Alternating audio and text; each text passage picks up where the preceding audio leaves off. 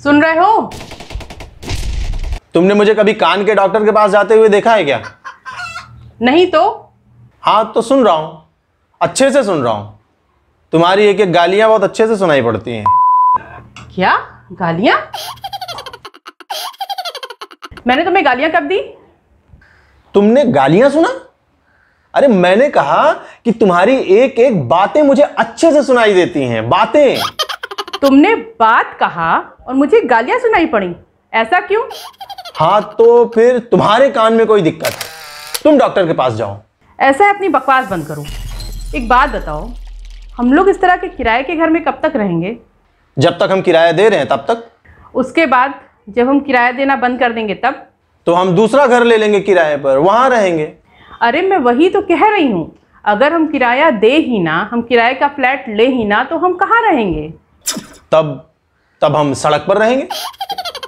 अच्छा, तो हमारे ऐसे दिन आ गए हैं कि हम सड़क पे रहेंगे। सड़क पे रहेंगे तो गाड़ियां कहाँ चलेंगी? अरे मैं तो ये भूल ही गया, सड़क पर गाड़ियां भी चलती हैं, मुझे याद ही नहीं रहा। बहुत अच्छा हुआ तुमने मुझे याद दिला दिया, थैंक यू सो मच। फिर हम फुटपाथ पर रहेंगे। आजकल तो फुटपाथ पर भी गाड़ियां चढ़ जाती हैं, पता नहीं है क्या कुछ? पता तो है।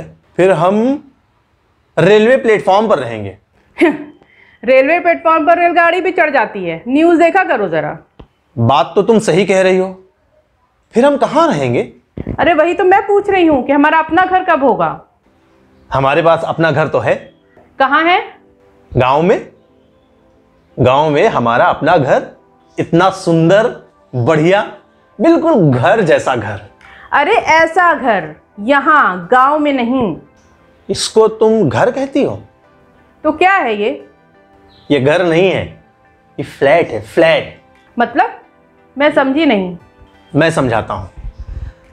जब तुम स्कूल में पढ़ती थी तब हिंदी के पेपर में घर के बारे में निबंध लिखने के लिए आता था ना? हाँ आता तो था, घर के बारे में, दोस्त के बारे में, गाय के बारे में, और मैं बहुत अच्छा निबंध लिखती थी। क्या लिखती थी, कुछ याद है? सुनाओ। मेरा घर शहावपुर में है, जो 2 मंजिल का है, और इस घर में 8 कमरे हैं। हर कमरे में खूब हवा और रोशनी आती है। मेरे घर का आंगन बहुत बड़ा है, और मेरे घर में किचन भी बहुत बड़ा है, जिसमें मेरी मम्मी बहुत स्वादिष्ट खाना बनाती हैं। मेरे घर में एक छोटा सा मंदिर है, जिसमें सुबह शाम पापा मम्मी पूजा करते हैं। मेरे घर के बाहर एक छोटा सा बगीचा भी है, जिसमें हमने कुछ सब्जियां लगाई हैं, कुछ फूल लगाए हैं, तुलसी के पौधे लगे हुए हैं, जिससे हमारे घर का वातावरण एकदम शुद्ध रहता है। मेरे घर के बाहर हमारी स्कूटर खड़ी रहती है। घर के बाहर ही एक नल भी लगा हुआ है, जिसमें 24 घंटे एकदम शुद्ध पानी आता है। हमारे पास एक प्यारा सा डॉगी है, जिसका नाम हमने शेरू रखा है। वो हमारी 24 घंटे रखवाली करता है। हम उसे अपने एक परिवार सदस्य की तरह मानते हैं और उसे बहुत प्यार करते हैं। कैसा लगा? क्या निबंध या तुम्हारा घर? दोनों। निबंध तो बहुत अच्छा है, लेकिन जिस तरीके के घर के बारे में तुम अपने निबंध में बात कर रही हो, क्या उसी तरीके का घर खरीदने की भी सोच रही हो? यार तुम कितनी रहस्यमयी बातें करते हो, मुझे तुम्हारी बातें समझ में ही नहीं आती हैं। अच्छा, मैं तुम्हें समझाता हूं। तुमने निबंध में लिखा कि तुम्हारा घर 8 कमरों वाला घर है, जिसमें खूब हवा और रोशनी आती है। बगीचा है, फूल हैं, तुलसी के पौधे हैं, जिससे वातावरण शुद्ध रहता है। अब ये फ्लैट जिसमें तुम रहती हो और जैसा ही फ्लैट तुम खरीदना चाहती हो, इसको अपने उस घर से जो तुमने निबंध में लिखा है कंपेयर कर लो। ये रहा तुम्हारा हॉल, जो शुरू होते ही खत्म हो गया। ये रही बालकनी, जो बाल के बराबर पतली है।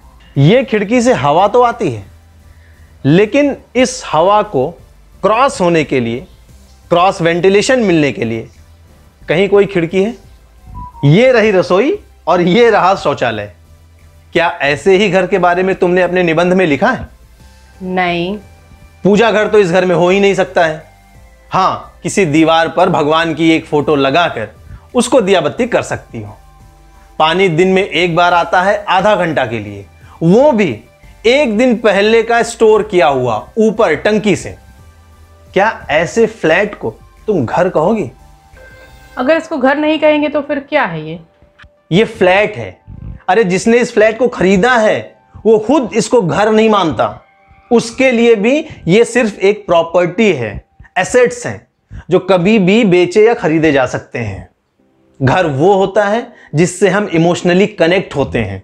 गांव में जो हमारा घर है उसको तुम कभी भी किसी भी कीमत पर बेच सकती हो? हरगिज नहीं, कभी नहीं। भगवान न करे कभी इस तरह की नौबत आए। वो हमारे पुरखों की निशानी है। बिल्कुल, लेकिन इस फ्लैट के ओनर को अभी कोई बढ़िया ग्राहक मिल जाए जो बढ़िया कीमत देने को तैयार हो, ओनर इसको तुरंत बेच देगा। कोई बिल्डर आ जाए जो बोले कि वो यहां पर 40 मंजिल का कोई टावर बनाना चाहता है, ये जितने फ्लैट ओनर्स हैं ये सब अपने फ्लैट बेच देंगे। क्यों? क्योंकि वो इस फ्लैट के साथ इमोशनली कनेक्ट नहीं है, बस प्रॉपर्टी है, रह रहे हैं। हमारे पास अपना घर है गांव में, जहां हम साल में कम से कम 2-3 बार तो जाते ही जाते हैं। क्यों? क्योंकि उसके साथ हम इमोशनली कनेक्ट हैं, भावनात्मक जुड़ाव है उसके साथ हमारा। हम मुंबई में जमीन खरीदकर गांव जैसा घर क्यों नहीं बना लेते? जिस दिन तुम इकोनॉमिकली इतनी मजबूत हो जाओगी कि मुंबई में जमीन खरीदकर गांव जैसा घर बना लो ना, उस दिन जैसे गांव के घर को छोड़कर मुंबई आ गई हो, वैसे ही मुंबई के उस घर को छोड़कर तुम New York, London, America, Japan, Australia, यहां वहां, स्विट्जरलैंड चली जाओगी रहने के लिए। ऐसा क्यों? हम ऐसा क्यों करते हैं? इसके 2 कारण हैं। एक तो इंसान फितरती रूप से घुमंतु है, वो एक जगह टिक कर नहीं रह सकता, वो घूमता रहता है। और दूसरा है पैसे की भूख, तृष्णा, हवस, वो और ज्यादा कमाना चाहता है। गांव में हम कम कमा पाते थे तो मुंबई आ गए, यहां हम और कमाने लगे। अगर हमने यहां प्रॉपर्टी बना ली, घर बना लिया, फिर हमको और प्रॉपर्टी चाहिए, और बड़ा घर चाहिए, दूसरे शहर में चाहिए, भारत से बाहर चाहिए। ये चीजें हमारे भूख को बढ़ाती हैं, हमारी हवस को बढ़ाती हैं। अगर ये भूख शांत हो जाए तो इंसान जहां है वहीं उसको स्वर्ग जैसी अनुभूति होगी। देखो, हम नौकरी करने के लिए शहर में आए हैं। जब तक नौकरी कर रहे हैं ऐसे फ्लैट में किराए पर रहकर और जीवन जियो।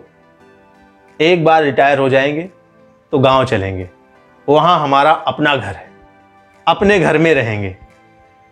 फ्लैट का जीवन जीवन नहीं है, मजबूरी है। जीवन तो गांव में है, अपने घर में है।